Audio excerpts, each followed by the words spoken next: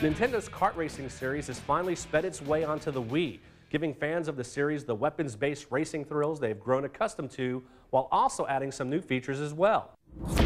The heart of the game lies in the Grand Prix mode, which has you taking to the line with 11 other computer-controlled characters from the Nintendo universe. Your goal is to finish with the highest accumulative score while racing for the Cup, which consists of 4 individual races.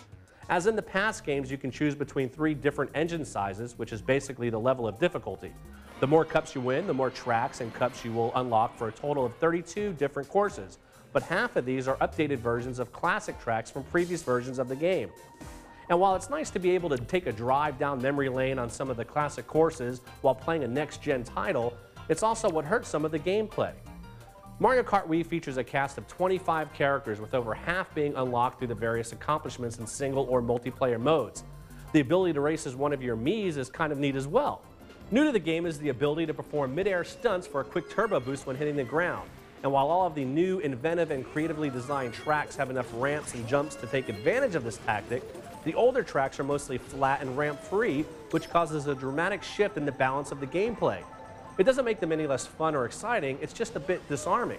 Weapons have always been the staple of the Mario Kart series, and the standard batch makes their return with the addition of new items, like the POW block with explosive-like stun grenade that causes your opponents a momentary setback, as well as causing them to drop their items.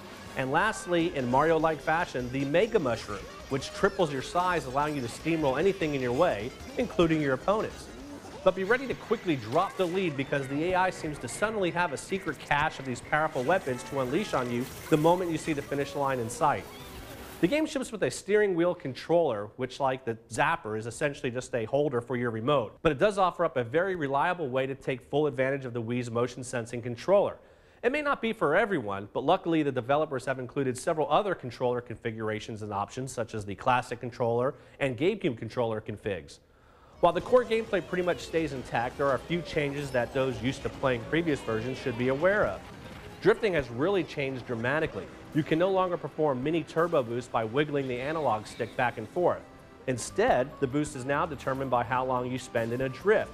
And this is only if you have it set to manual mode. It can't even be done at all in the automatic mode.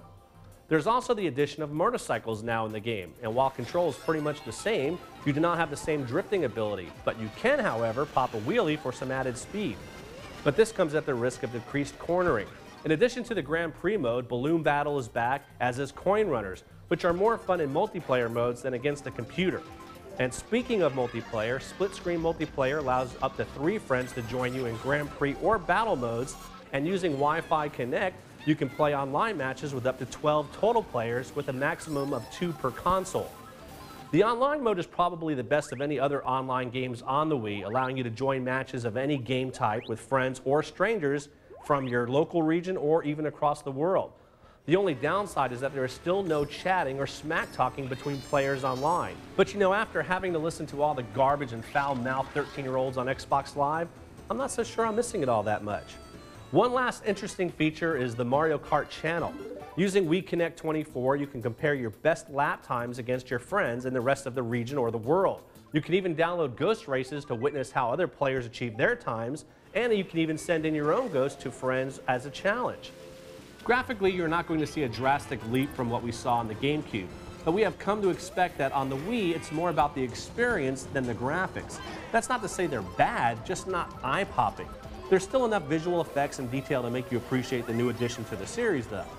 The Mario Kart franchise has been around for almost 2 decades, but is not showing any signs of wear. After all, good gameplay is good gameplay.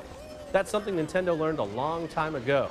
Mario Kart Wii is out now, it's rated E for everyone, and Texas Gamer gives it a 4 out of 5.